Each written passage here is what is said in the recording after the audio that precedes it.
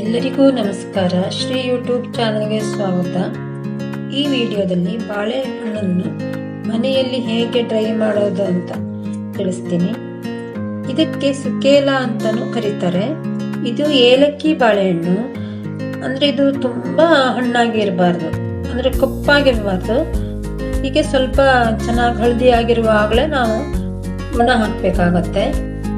ಯಾರಾದರೂ ಸಬ್ಸ್ಕ್ರೈಬ್ ಮಾಡದೆ ನೋಡ್ತಾ ಇದ್ದೀರಾ ಅಂದರೆ ಸಬ್ಸ್ಕ್ರೈಬ್ ಮಾಡಿಕೊಂಡು ಸಪೋರ್ಟ್ ಮಾಡಿ. ಬಾಳೆಹಣ್ಣಲ್ಲಿ ವಿಟಮಿನ್ ಸಿ, ಕ್ಯಾಲ್ಸಿಯಂ,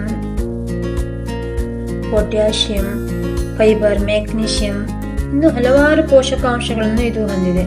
ಇದನ್ನು ಮಿತವಾದ ಸೇವನೆಯಿಂದ ಆರೋಗ್ಯಕ್ಕೆ ತುಂಬಾ ಒಳ್ಳೆಯದು. ರಕ್ತಹೀನತೆ ಸಮಸ್ಯೆಯನ್ನು ಹೋಗಲಾಡಿಸುತ್ತೆ, ದೇಹಕ್ಕೆ ಶಕ್ತಿಯನ್ನು ನೀಡುತ್ತೆ, ಮತ್ತೆ ತೂಕ ಅಂದ್ರೆ ಹೆಚ್ಚಾಗಲಿಕ್ಕೂ ಇದು ತಿನ್ನೋದ್ರಿಂದ ತುಂಬಾ ಒಳ್ಳೆಯದು. ಹೃದಯದ ಕಾರ್ಯಕ್ಷಮತೆಯನ್ನು ಹೆಚ್ಚಿಸುತ್ತೆ, ಕೂದಲ ಆರೋಗ್ಯಕ್ಕೂ ಒಳ್ಳೆಯದು, ಮತ್ತೆ ವಾತಪಿತ್ತಕ್ಕೆ ಸಂಬಂಧಪಟ್ಟಂತ ರೋಗಗಳನ್ನು ತಡೆಯಬಹುದು ಇದರಿಂದ. ಈ ಬಾಳೆಹಣ್ಣು ಇಲ್ಲದೆ ಇದ್ದಾಗ ಇದನ್ನು ಯಾವ ರೀತಿ ಡ್ರೈ ಮಾಡಿಟ್ಕೋಬಹುದು ನ್ಯಾಚುರಲ್ ಆಗಿ ಅಂತ ನೋಡೋಣ. ಇಲ್ಲಿ ನಾನು ಬಾಳೆಹಣ್ಣನ್ನು ಸುಲಿದಿಟ್ಕೊಂಡಿದ್ದೀನಿ.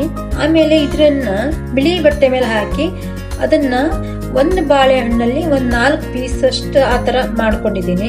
ಇದೇ ತರದಲ್ಲಿ ನಾವು ಬಿಸಿಲಲ್ಲಿ ಒಣ ಹಾಕ್ಬೇಕು. ಇದನ್ನು ಚೆನ್ನಾಗಿ ಒಣಬೇಕು.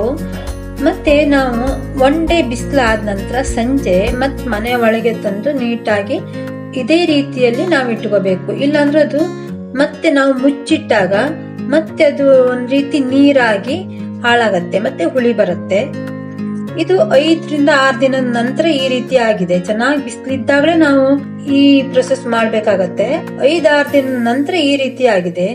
ಇದು ಒಂದು 15 ದಿನದ ಅಷ್ಟು ನಾವು ಬಿಸಿಲಲ್ಲಿ ಚೆನ್ನಾಗಿ ಒಣಸ್ಬೇಕು, ಇಲ್ಲಾಂದ್ರೆ ಹಾಳಾಗತ್ತೆ. ಅಂದ್ರೆ ತುಂಬಾ ಬಾಳೆಹಣ್ಣು ಇದ್ದಾಗ ಅಥವಾ ಮಾರ್ಕೆಟ್ ಅಲ್ಲಿ ಕಡಿಮೆ ಅಂದ್ರೆ ರೇಟ್ ಇದ್ದಾಗ ನಾವು ಈ ರೀತಿಯಾಗಿ ಮಾಡ್ಕೊಂಡ್ರೆ ನಾವು ಯಾವಾಗ ಬೇಕಾದ್ರೂ ನಾವು ಇದನ್ನ ಯೂಸ್ ಮಾಡಬಹುದು. 1-2 ತಿಂಗಳವರೆಗೂ ಇರುತ್ತೆ.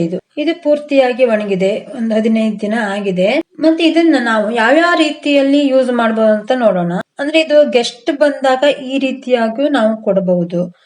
ಆಮೇಲೆ ಮಕ್ಕಳಿಗೆ ಲಂಚ್ ಬಾಕ್ಸಿಗೂ ಈ ಡ್ರೈ ಫ್ರೂಟ್ ಅನ್ನು ಹಾಕಬಹುದು. ನಾವು ತುಂಬಾ ಹಾಕಬಾರ್ದು, 4 ಅಷ್ಟು ಹಾಕಬಹುದು. ಆಮೇಲೆ ನಾವು ಬಾಳೆಹಣ್ಣು ಇಲ್ದೇ ಇರೋರಿಗೆ ಪಾರ್ಸಲ್ ಕೊಡ್ಬೇಕು ಅಂದ್ರೆ ಈ ರೀತಿ ಪ್ಯಾಕ್ ಅನ್ನು ಮಾಡಿ ನಾವು ಕೊಡಬಹುದು. ತುಂಬಾ ಚೆನ್ನಾಗಿರುತ್ತೆ. ಹಾಳಾಗುವಂತ ಬಾಳೆಹಣ್ಣನ್ನು ಯಾವೆಲ್ಲ ರೀತಿ ಯೂಸ್ ಮಾಡಬಹುದು ಅಂತ ನೋಡಿದ್ರಲ್ಲ. ಈ ವಿಡಿಯೋ ಇಷ್ಟ ಆದ್ರೆ ಲೈಕ್ ಮಾಡಿ, ಶೇರ್ ಮಾಡಿ. ಈವರೆಗೆ ಪೂರ್ತಿ ವಿಡಿಯೋ ನೋಡಿದ್ದಕ್ಕೆ ಧನ್ಯವಾದಗಳು.